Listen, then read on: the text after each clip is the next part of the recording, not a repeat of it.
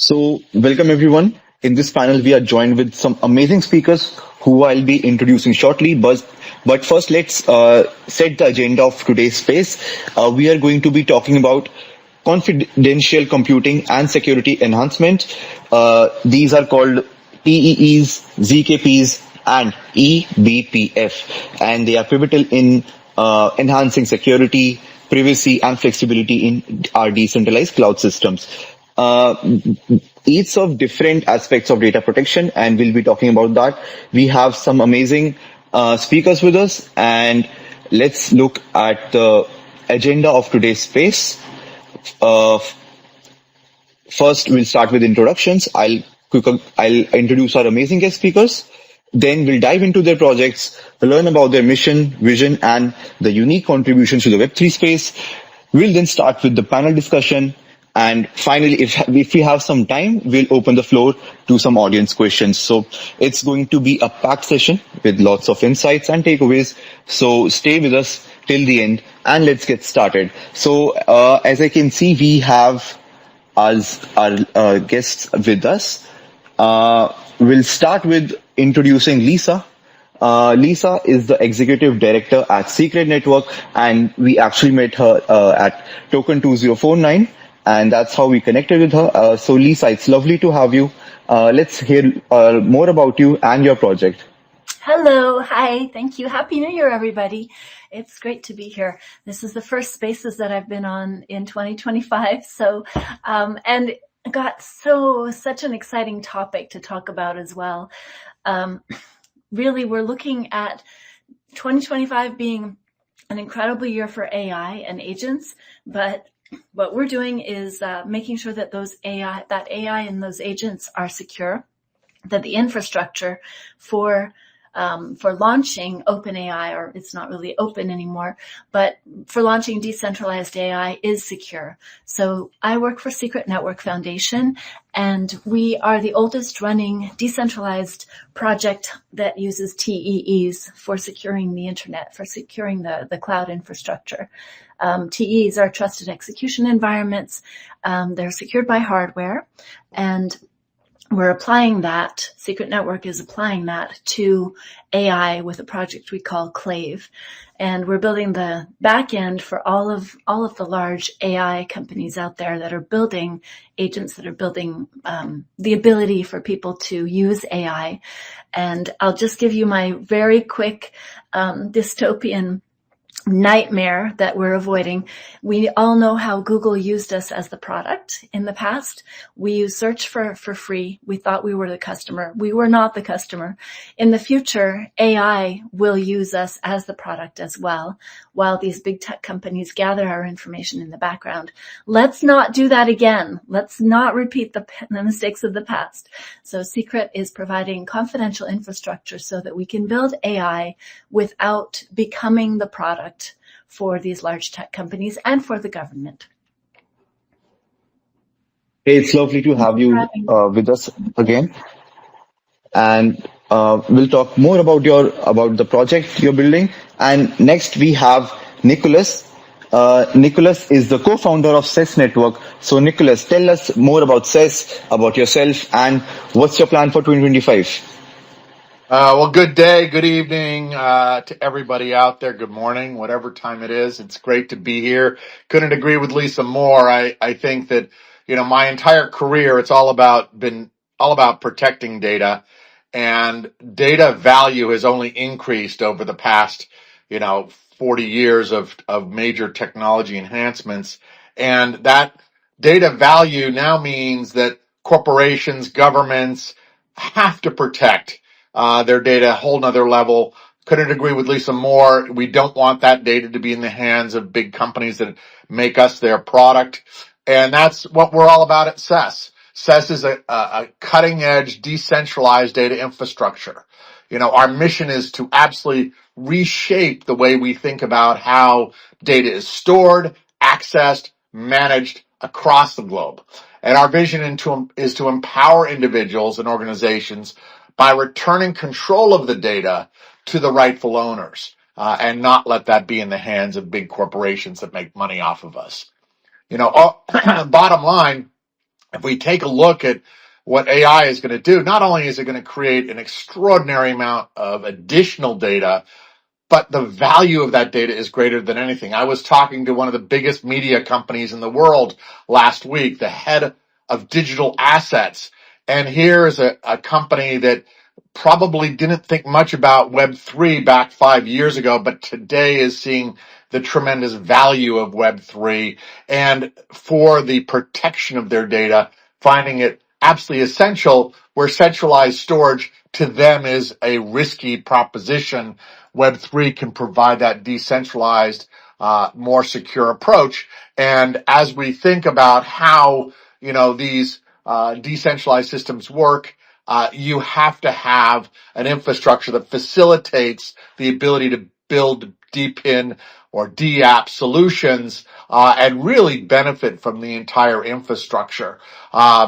You know, we do believe there's an absolutely better way to move forward, and this next generation of technology, be it the blockchain and Web3, truly provides that foundation for us to think about not only protecting the assets, but new ways of actually communicating amongst all these AI learning modules and all the data that's out there, providing that absolute security, transparency, and a real user-centric internet where individuals have the power to manage their own data, free from the risks and limitations of centralized controls. So I could not be more excited to be here talking about how we actually make this so safe with T's and other bits and pieces on the system. So great to be with you today.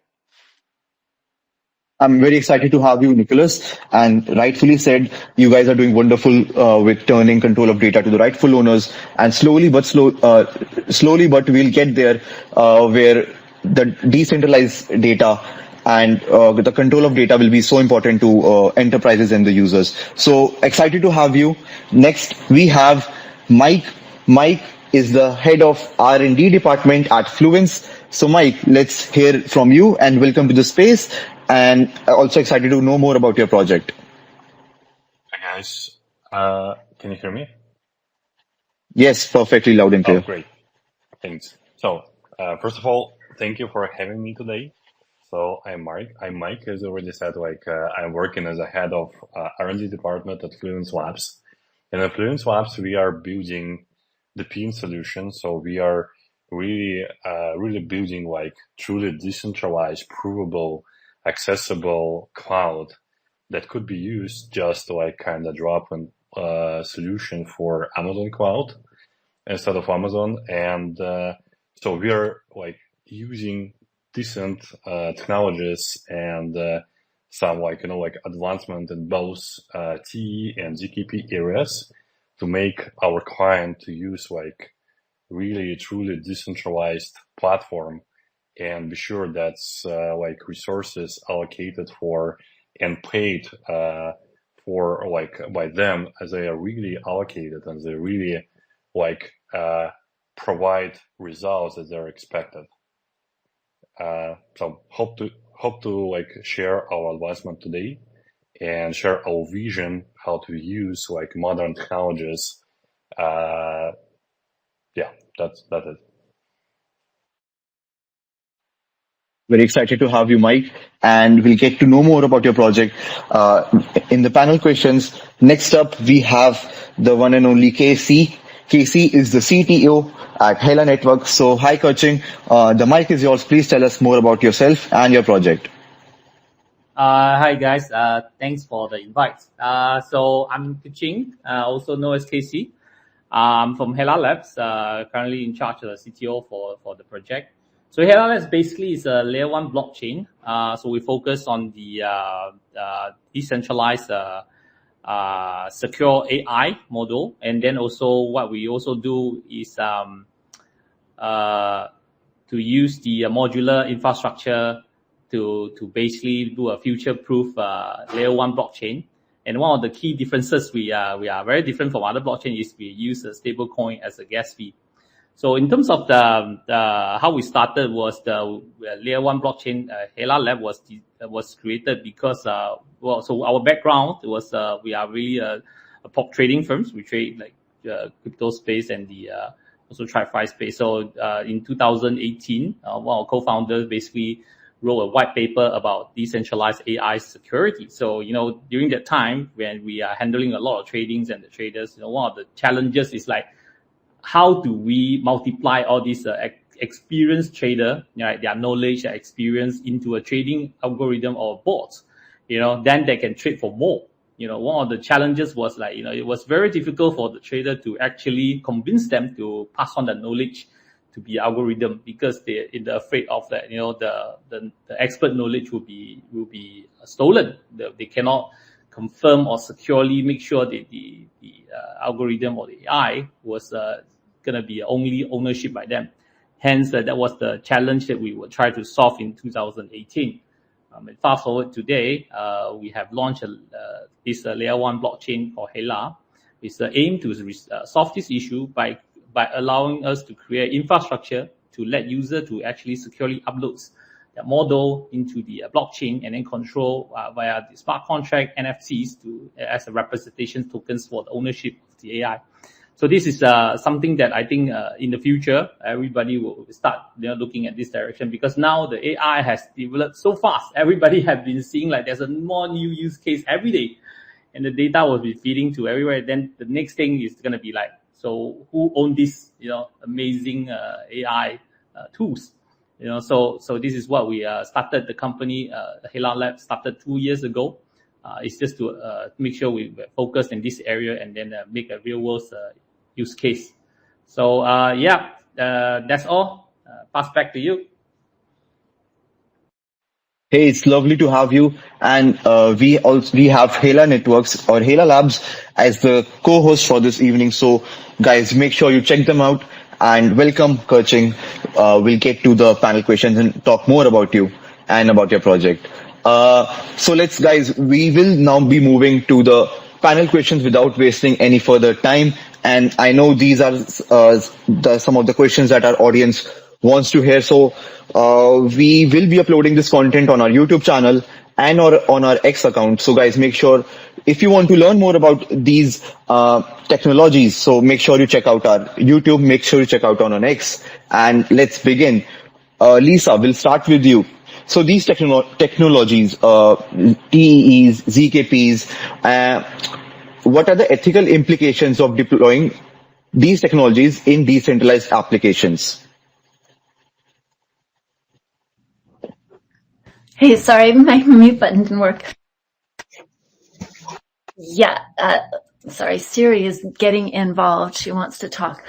All right, I've turned her off. So the implications of deploying these different technologies are different depending on which one you choose.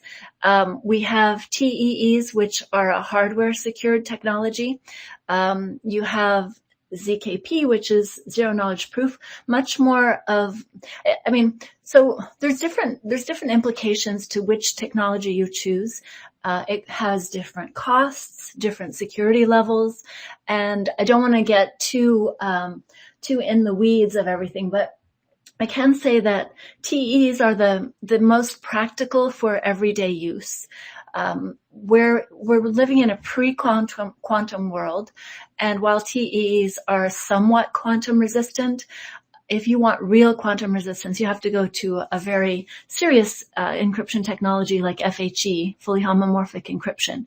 But in today's world, where we don't actually yet have quantum decryption, using FHE is, while it's definitely like the top level security, it's going to be expensive to deploy because everything is done with mathematical code on chain. And so that's slow, obviously, expensive in resources. if you use ZKP, for example, zero knowledge proof, it's still very intense computationally, but the downside of ZKP is it's not super flexible. There are certain things you can do with a zero knowledge proof that you cannot do with more serious technology, more flexible technologies like FHE and TEE. For example, it's always better to give an example, right? Because otherwise it's just buzzwords. So if you want to know, is Sally a college graduate? Yes or no? That's a very easy application for a zero knowledge proof, because you don't have to know where she graduated from. You don't have to know what year she graduated from, that, which school, all of this information, or what her grades were. You just need to know, is this a college graduate? Yes or no? Or is this person qualified for this job? Let's say they have a list of qualifications. Yes or no? That's a very easy zero knowledge proof question. But instead, if you want to do something more complicated, like have a smart contract on chain that can calculate the relative value of Sally versus Jane versus Melissa. So these three candidates for your job, if you want to have a smart contract or an AI that will weight each of these people and say, this is your best candidate, and give you a small summary of why this is your best candidate without revealing any personal information, that's something that TEE can do very easily, because it's much more flexible. It can handle computations, it can handle different situations, and same with FHE, can also handle different situations. So now we start to see a hierarchy emerge. TEEs are the most flexible and the cheapest application that can be used for complicated use cases, whereas FHE is the best use case, is the best technology if you want to do something that involves bank security or government security or, national security, where you need to make sure there's no vulnerabilities, there's no way of breaking that. Not that TEE is easy to break at all. It's very difficult to break, but in a case where the stakes are high, you might have someone motivated to go to those lengths. And then, of course, we haven't talked about other technologies like MPC, but I'll leave it at that just to compare those three technologies. Deploying TEEs in real life is fairly easy. It's not very computationally expensive, and it's very practical for everyday stuff. And the weakness of TEEs, to be honest, to be frank, TEEs have a dependency on a third-party hardware manufacturer. In our case, we use the SGX Intel processor, which has a secure enclave area. If we trust Intel to maintain their security, that's fine. We have perfect security. But if we say, well, now it's not fully decentralized because there is a hardware manufacturer involved, and that's a centralized entity that we have a dependency on, okay, yeah, there's a weakness there. It's not purely decentralized. But for everyday practical applications, that's a shortcut many applications and projects are willing to accept for the benefits that you get with TEEs. Thank you, Lisa, for such a lovely answer. It was so simply and well explained. And like you said, the FHE has top level security. It's more customizable. For example, if I have to give an analogy, it could be like for some robbers just break into your house and they can get around your house. Maybe they can eat some food off your fridge, but they cannot actually access the top level security that could be your vault. Yeah, I love that. It's a great analogy. Thank you, Lisa, and thank you so much for your answer. And moving on, I'll ask now Nicholas that ethical implications of TEEs in decentralized applications. I would like to know your opinions on this question. Absolutely. And, I loved also, Lisa, what you just shared. Think of the things that we're talking about as ingredients to the solutions we're providing out there to the Web3 community. And it is how we use them. They are, for example, Trusted Execution Environment, TEE, is a very flexible system, and it's how we use it that becomes important. At CES, we are a layer 1 blockchain with our own decentralized data storage solution and a decentralized content delivery network. And we're using T to ensure that the encryption and the decryption that is happening by the system is not tampered with by anybody. And this allows us to have, basically nodes that actually provide the type of protection that we would expect out of a fully decentralized data infrastructure. The key thing here is, we're talking about analogies. At the highest level, I like to think of T sort of as this. You would never sign a sensitive contract or have a sensitive conversation in a coffee shop, a noisy coffee shop where everybody could hear you or could see what you're doing and look over your shoulder. And so, think of a T as that private room for your device that offers that confidentiality, the integrity, and authenticity for the critical processing. It just creates this space for us to do stuff. And at CES, we use that, and often it's in tandem with other technologies like zero knowledge proof and our own proof of idle space and proof of data reduplication and recovery mechanisms. So we've augmented the infrastructure to ensure that we have a very safe environment. I mean, we all know, we've been talking about this for a few minutes, we know how important it is to have data sovereignty, privacy, and security. So, specifically, T's play a critical role in ensuring that security and trust in our storage nodes, as I said. And our consensus miners specifically, are taking advantage of running a T to improve their own score, their own mining score. This increases the chance of being selected as a block producing node. In our system, we have 4 different type of nodes in our decentralized storage system: storage, consensus, caching, and the distribution. So, bottom line, we absolutely leverage the opportunity in the T so that we can really provide this unique holding of the space of the data. We actually provide people with the opportunity to ensure that the fragments that are being stored at all the different nodes cannot be tampered with. And this is what, the T provides, in terms of really ensuring that no one can get into it.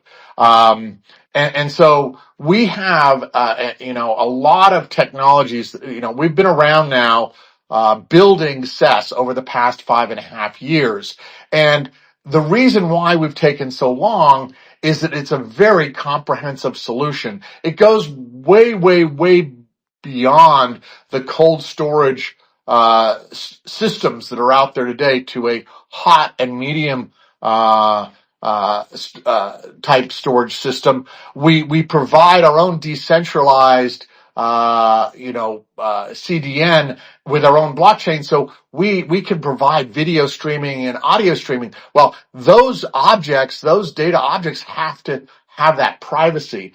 And so, we utilize the T in the technologies we provide, like PODR squared, that generates and protects the T, or that protects inside the T. And so these things are never exposed outside.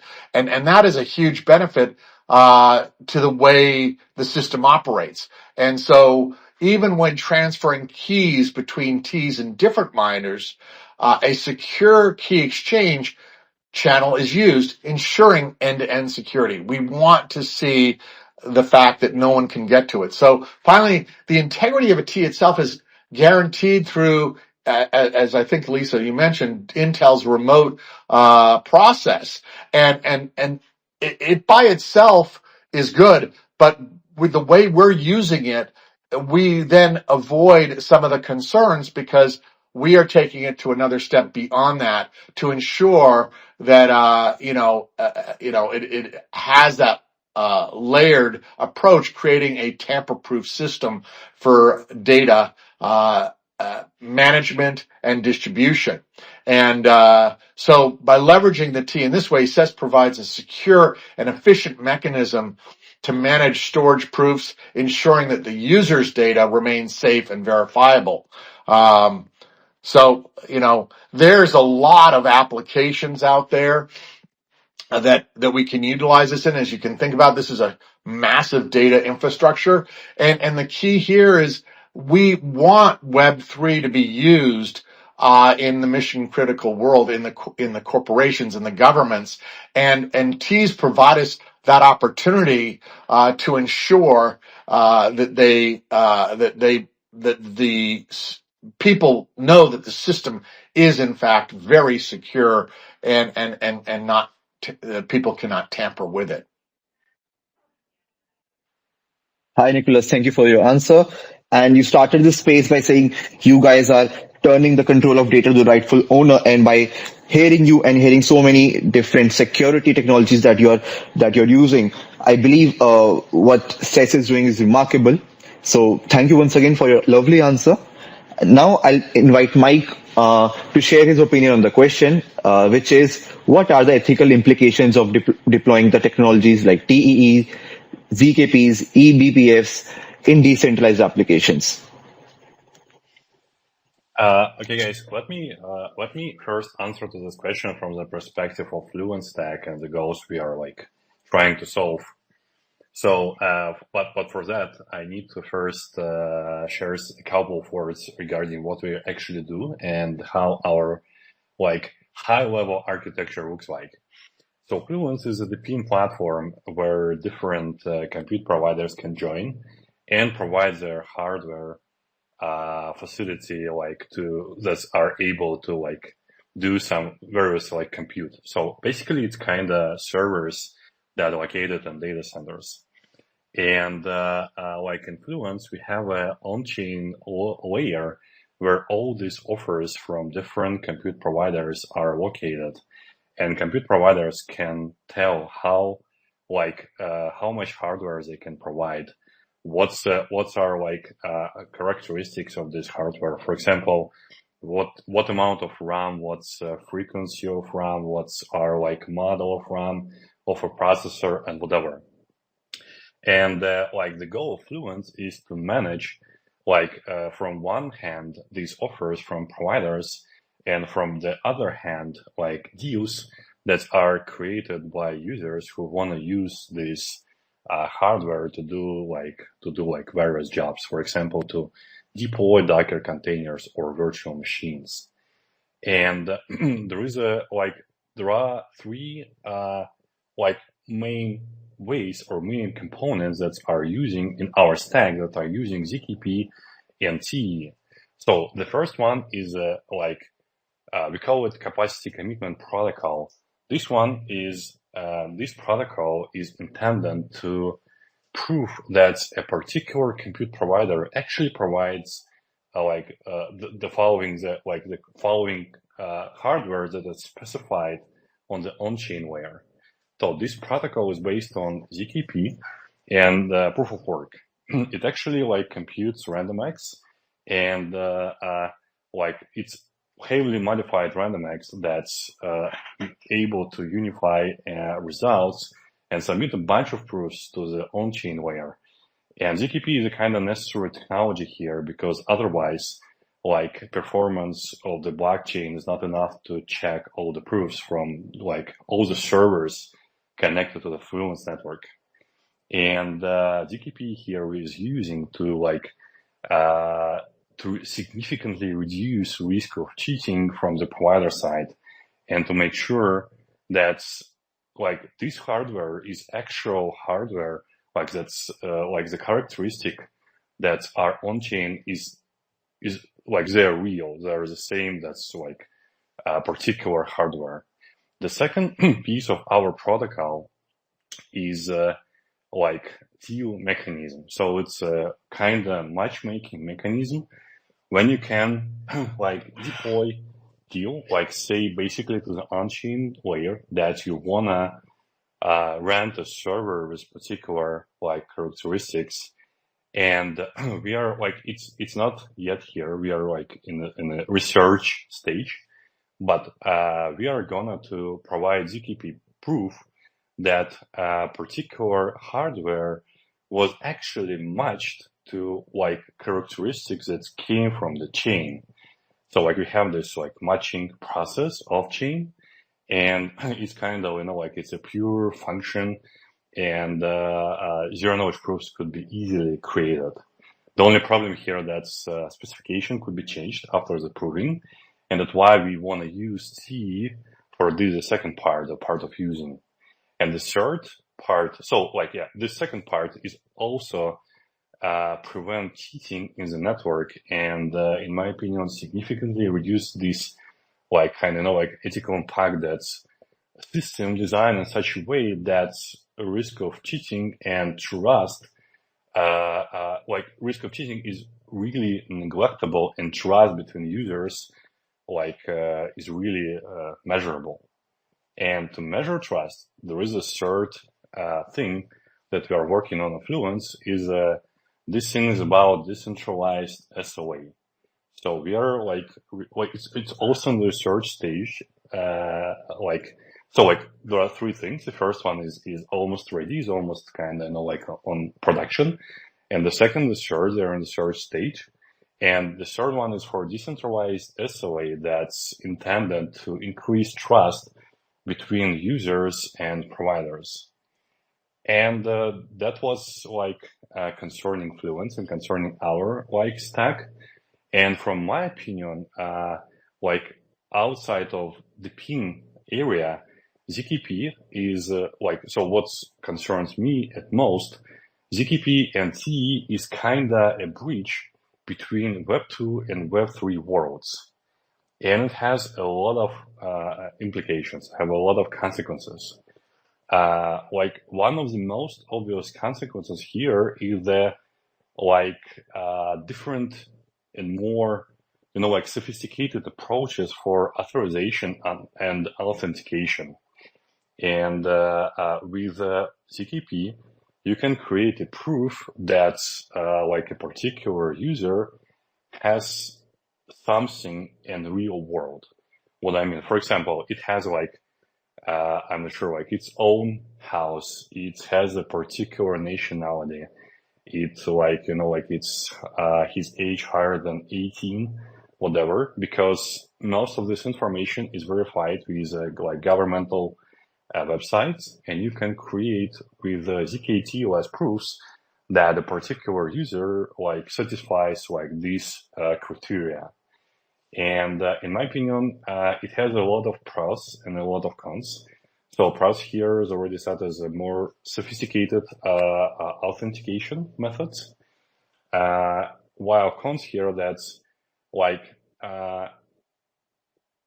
these methods like will prevent, like will require from user like share more information. Of course, this sharing is like in zero knowledge, but now it's kind of allowed. Like there are technologies that this data could be shared, and some users, they could be forced to share this data.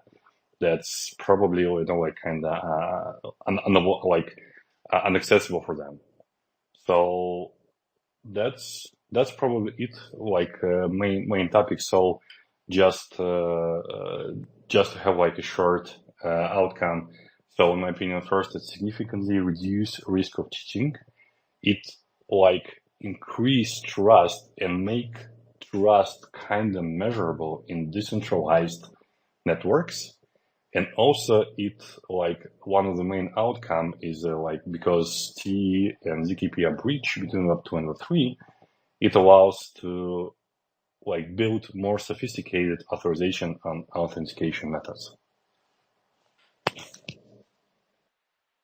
Thank you for showing the both sides, the pros and the cons of the sides, Mike, and you lovely explained the ZKPs.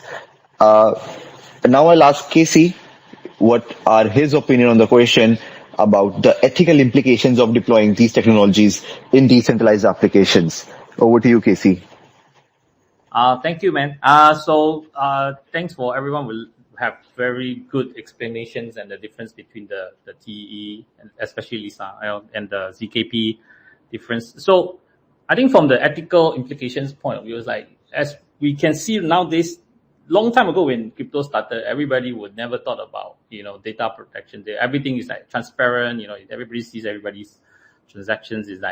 It's kind of like completely different to what we have today in the Web 2 world, right? So then everybody start to realize that actually this is not something that we are used to, So we are still very treasure our privacy and everything. Hence, I think now the trend is like everything TE, ZKP is all about protecting our transaction, our identities in the web. But so when we talk about ethical implication, it really depends like how we look at and how we use this sort of technology, privacy technology to really put in use case. Like for example, TE is really focusing on more like auditability because of the key management. So you can actually, if you want, you can actually audit and look at the transactions.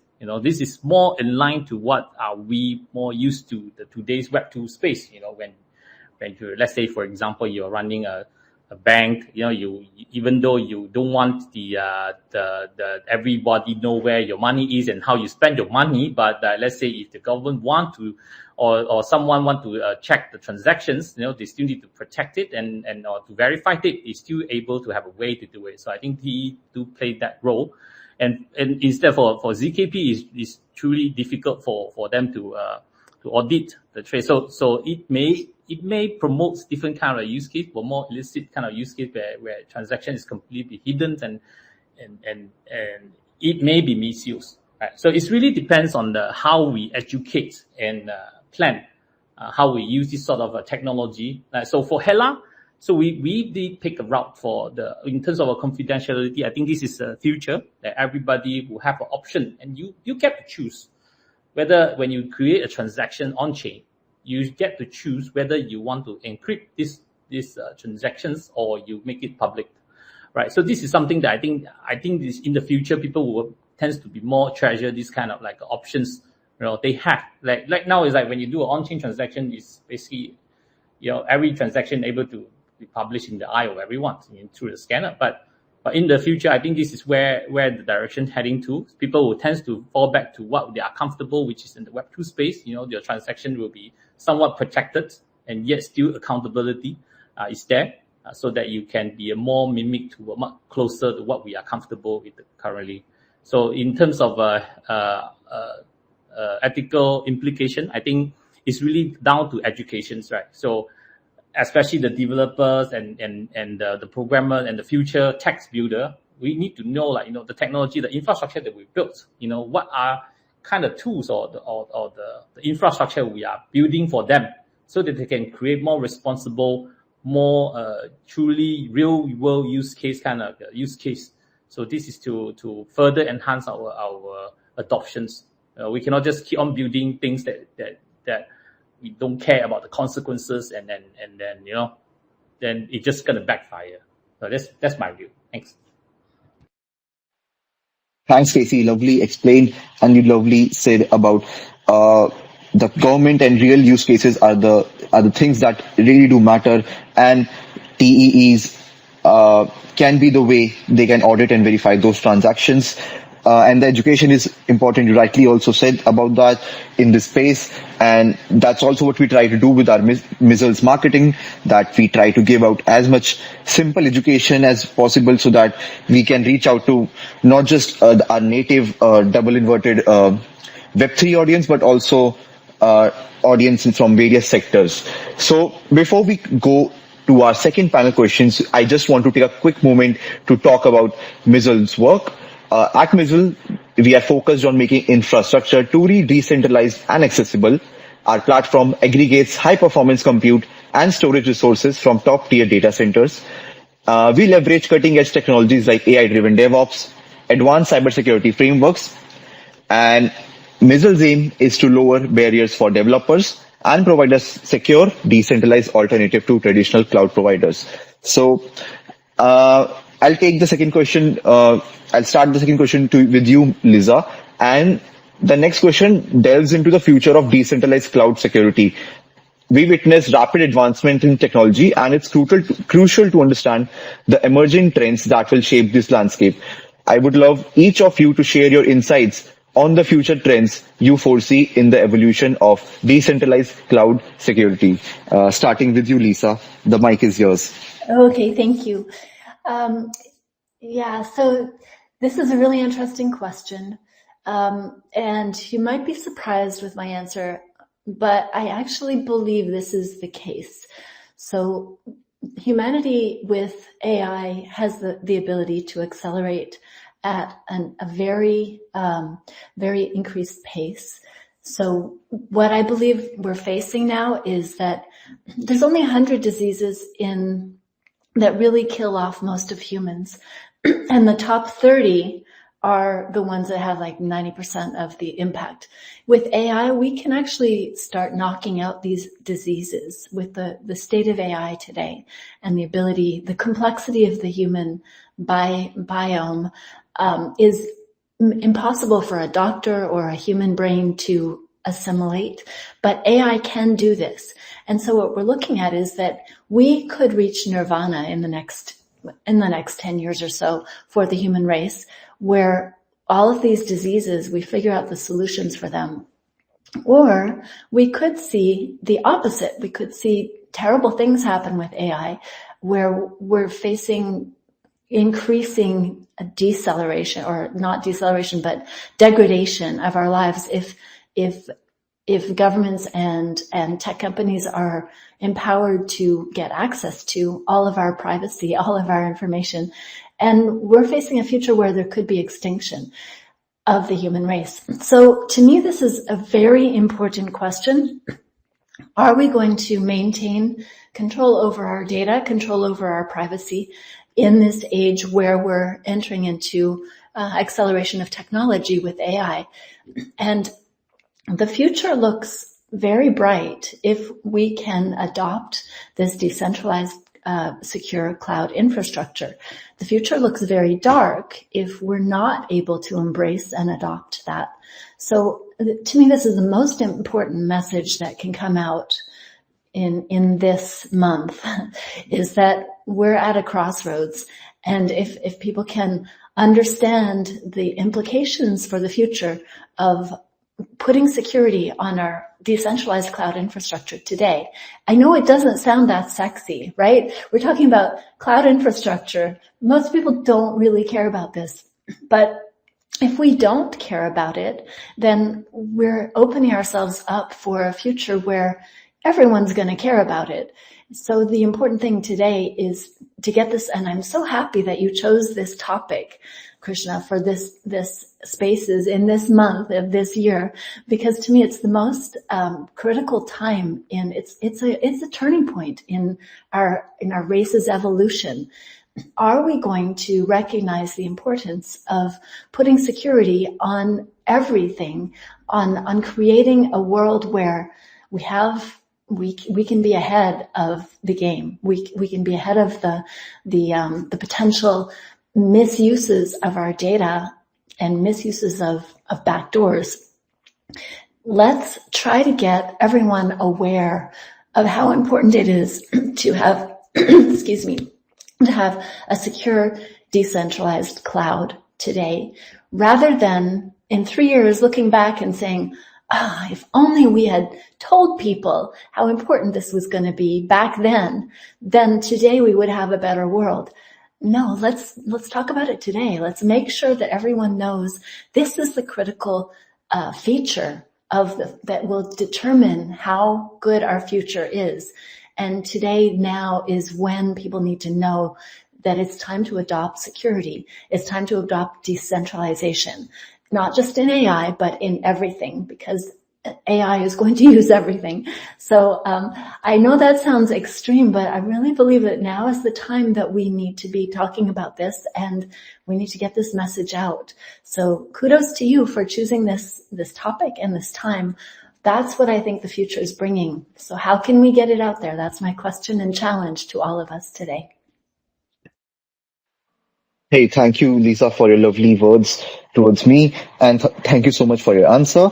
It just reminded me of a meme, like Lisa saying, currently in 10 years we will reach nirvana with AI, and then 2035 we have an absolute chaos with AI. So let's not hope for that. And you rightly said that it's a crucial security that decentralized cloud infrastructure provides to unpredictable AI environment, you can say. So those were some amazing words you shared with us, and thank you for your answer.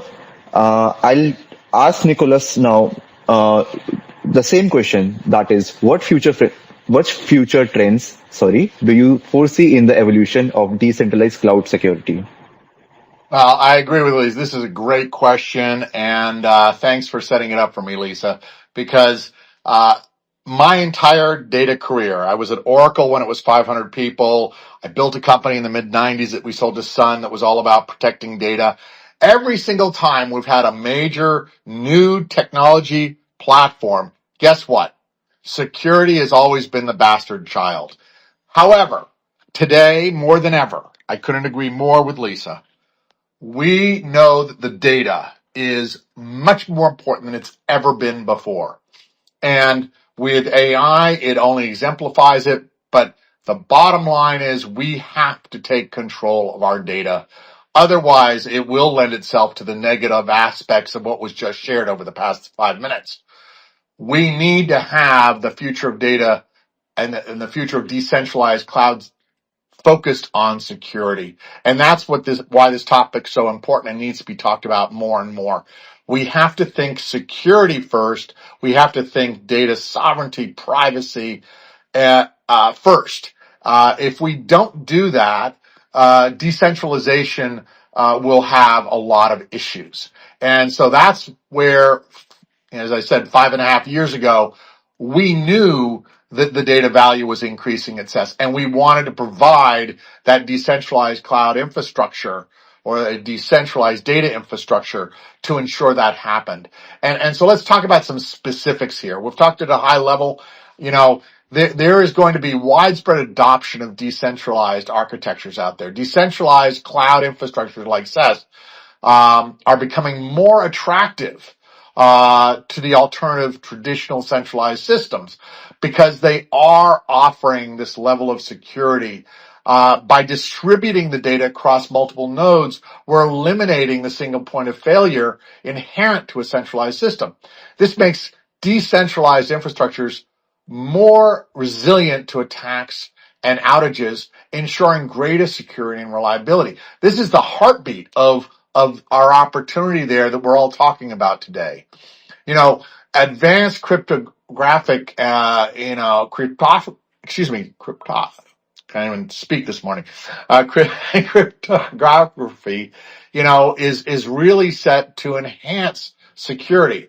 We've implemented strong AES encryption and proxy re-encryption to ensure that the user's data is highly robust and effective while maintaining that privacy. Going forward, cryptography will continue to be the central pillar of decentralized cloud networks, while zero-knowledge proof and other cryptographic advances are gaining attention. Our current encryption techniques provide top-tier protection for data, both at rest and in transit. We think a lot right now in DPIN and in decentralized systems. It's about just where's the data residing. No, the data has to move from place to place. Like we talked about video streaming and audio streaming that SES can provide. So we have to think both about storage as well as the content delivery network to be absolutely pivotal to making sure that the security exists there. So AI and learning machines for privacy preserving training is absolutely a key area that we need to focus on, and we offer specifically the SES AI Link, which is a privacy preserving AI model training platform. SES's AI Link allows organizations to train AI models on decentralized data without exposing their private data. This is a really important advancement, and it ensures that sensitive information stays confidential while still enabling the collaborative AI model training. It's a significant leap in combining data privacy with AI development, and offers a secure way to utilize data from machine learning without compromising privacy. The next thing we see coming out is we talked earlier about quantum resistance. These days quantum computing is a buzzword, but it holds exciting potential and practical implementations for practical implications for cloud security. We have to continue to explore it. We have to continue to look at that. Rapid development of quantum technology could eventually challenge the security of traditional encryption algorithms. However, it says we're closely monitoring these advancements to understand their potential impact and remain prepared for the future. I think knowing this is coming down the path, we can all work together, and I want to stress the importance. Web3 is all about all of us working together. That is, to me, what decentralization is all about. It's not about competition. For example, SES, we look at partnering with all the storage providers like Filecoin and Storage and all the folks that are out there. And so the key thing is, while it's absolutely critical for us to think about how we protect this system, it is an incredible importance to ensure that the platform remains resilient in the face of these emerging technologies, and we can all work together as we start to see where the quantum computing direction is going, and ensure that the security that's being required is accomplished. Another area we see is regulatory compliance in the decentralized world.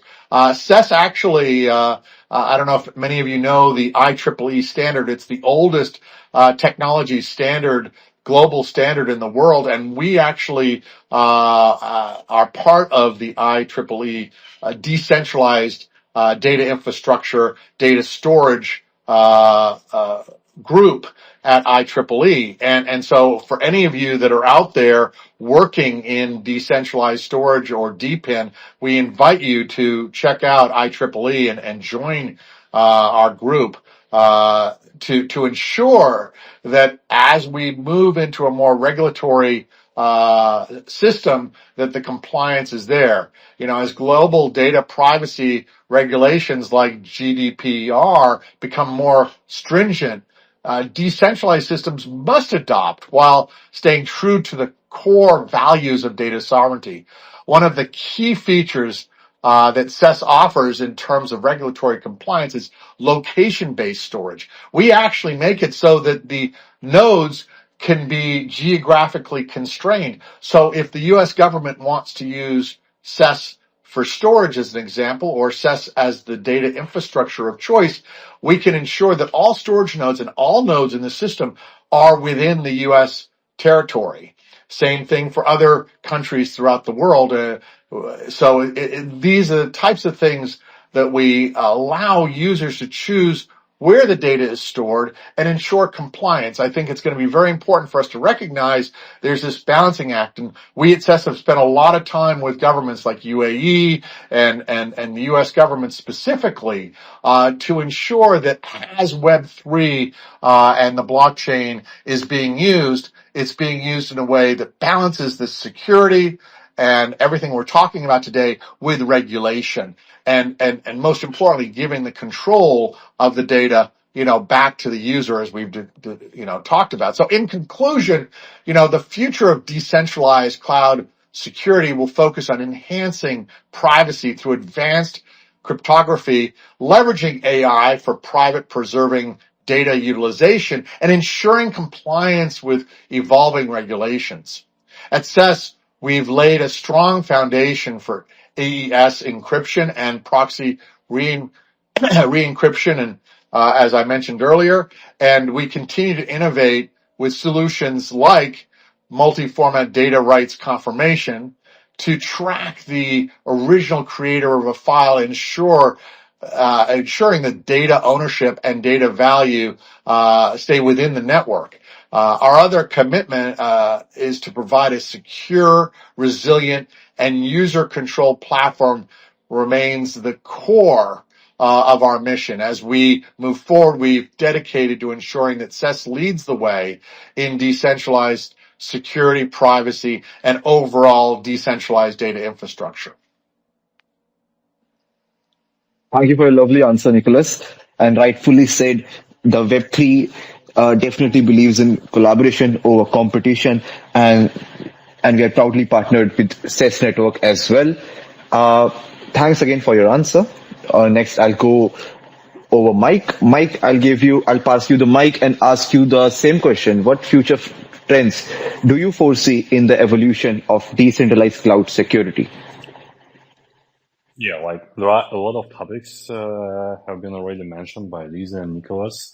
So, and I agree with all of them. And let me be probably a bit more technical here because, like I've been working like in Fluence, building some sort of decentralized clouds. I mean, like before that, we were building like a verifiable platform for verifiable computation. And I've been working more than 6 years, and I like have seen a lot of pitfalls of projects and a lot of like successes from different projects building at the same time on the same area. And in my opinion, first to even think about decentralized cloud, security of decentralized cloud, I think that we need first to understand whether it's already decentralized cloud. Are there any like project that could be used instead of Amazon? By that I mean are there any project that could be kind of drop-in replacement where you can deploy your Amazon functions or containers or virtual machines, and this project should offer you the same level of maturity, level of SLA support that Amazon offer, and on the same time be more accessible, cheaper than Amazon. And also like many of us understand decentralized cloud as something that can magically solve a problem of untrusted and not verifiable computation, making them provable, making them verifiable. And it's also requires a lot of effort to build it. And it looks like at the moment that at this 20-25 year, I can say that there is a drop-in replacement for Amazon cloud and decentralized cloud. And some of the problem why there are no such solution, I think that's we all moving toward it. But there are some questions that are really, really important from one point of view and really complex, much more complex than in Web 2 area. For example, this decentralized SLA, that's problem that's I've not seen all projects, but I haven't seen this problem solved in project that's I researched, and there are a lot of projects that I have seen. And it looks like this project of SLA problem of SLA, problem of that providers and users can cheat in some way. It's not yet solved in a good sense. And it looks like ZKP and TE could solve it. And I foresee like one of the central pillar and the trend in solving such a problem to make decentralized cloud drop-in replacement for Amazon and really useful, like from a Web 2 high load and, like other use cases. And there are a lot of project problems that should be solved. Some of them I already mentioned, for example, problem of probability. And this problem is kind of important because it could be solved in different ways. And one of the ways is to solve what we see, in my opinion, and one of the like promising way to solve it. And as Lisa said in the previous question, so there is a problem with TE that it requires third party just to verify results. I mean, like this, like hardware vendors. And I think that one of the trend could be trying to combine zero knowledge proofs with TE in such a way that this problem will be solved. It will be solved with a mix of cryptography and TE. Like I don't want to speculate how it could be solved because it will be too technical, but I think that one of the trends will be to solve this problem. And the second problem with TE, in my opinion, that it's not like, so there are different hardware vendors, namely Intel, AMD, and ARM. And they have different approaches for TE. Like in Intel SGX, you're really restricted. You don't, like, for example, you can't access network, disk, whatever. It's just a pure function. While in AMD, you can run kind of like a virtual machine inside TE environment. And for example, ARM shares the same the same level of like accessibility.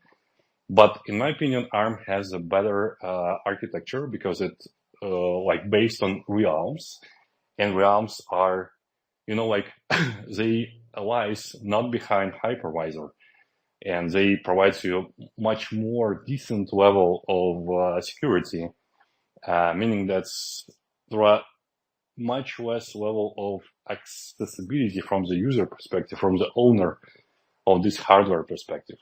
And I think that one of the trends is to like slowly migrating clouds to ARM TE and solving this problem with third-party requirement.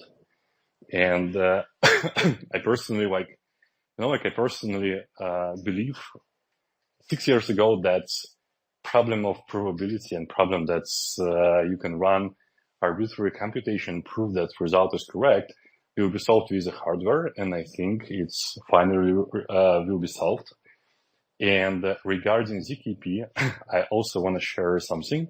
So we participated in the prize in this year, and the task was to like optimize a function, like real world function that computes something on Merkle tree and proves something. And the initial benchmark was executed in about 4,000 of seconds, and the final result was less than a second. So, like, final performance was increased, like in 4,000 of times, and it's a lot. And it means that since this complex zero knowledge algorithm can be proved in less than a second, means that basically it opens a lot of use cases when you need real-time proofs. For example, for video, as Nicholas said, or other use cases. And I also want to join to what Lisa said about our bright future. And I think that's, like it's kind of our responsibility, all of us here, to make this future bright and to make all of us use like decentralized stack instead of centralized.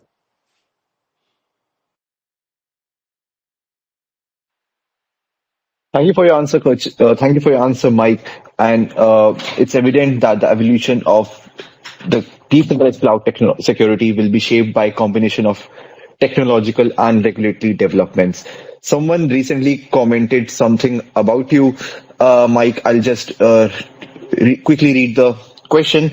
He said, "Mike sounds like a genius. The way that your project tackles computation security is amazing and unique, something I've never heard before." So I totally agree, Mike. You're a genius, and thank you for coming on our space. Last but not the least, Kerching, I'll give the mic to you. I'll ask you the same question: that what future trends do you foresee in the evolution of decentralized cloud security? All right, thanks. Well, everybody has spoken.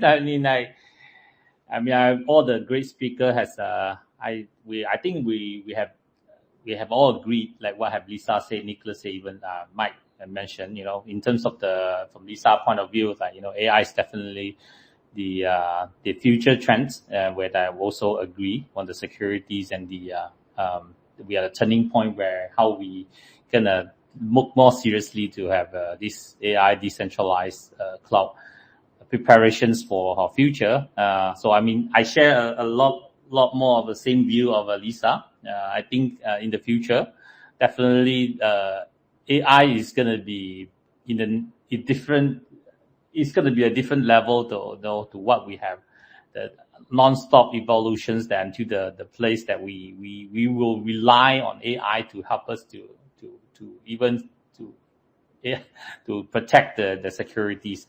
And I also agree with Mike about the currently decentralized cloud solutions. Like it has not as matured as they cannot compete directly with like more centralized cloud solution like AWS in terms of the fee, in terms of performance, in terms of reliability. Definitely is the directions that we all working toward. Hence, we all in crypto space. But definitely, I think we are still working our ways there, and everybody have working, in our own little space, but in the common directions. This is something amazing that I felt like, although now crypto is not the biggest in terms of the adoptions in the world right now, but everyone's doing a little bits in their own project in the space that we can collaborate and working toward direction. I think definitely in the future, the direction is all clear. Blockchain is still the future technologies that it's gonna bring us to the next level of technology, and that's why I think. And then in terms of the future trend, like I said earlier, I currently I'm very bullish in the decentralized cloud computing to store the AI decentralizedly, and then to use AI as the final frontier to protect the security enhancement for anomaly detection, the breach detections. It's gonna be algo. Hence I think in the 2 years ago when we started to think about how we can actually securely upload the AI into the decentralized space, that will be the start of our journey. And I think everybody here, with all the projects that we are here, we are working towards the same common goal. Great to know you all guys, and I also learned a lot today. Thank you. Thank you, Coaching. Let's hope for the best for the Web3 AI space in the coming few years. I would like to give you again the mic and ask you to give our audience some closing remarks, some quick closing remarks. Coaching, over to you. I think, like I said earlier just now, I think one of the key things is I'm very, very, very, very proud to be one of the member in the crypto community. All the bright minds and everybody who are doing the amazing works right now, who are working towards in the crypto space to really bring it to the next level. Because one of always my concern was a lot of people when they talk about crypto is more like speculation of tokens and stuff. Is not really doing any real world application and adoptions. So we're talking with all this currently today, all the speakers who have joined and really showcased that, they understand what is the challenges and what is the adoption and what is the new future that we are trying to build together. I think this is something that is very encouraging. And then I felt like, we are not on this, we are on this battle, not alone. We are all this together.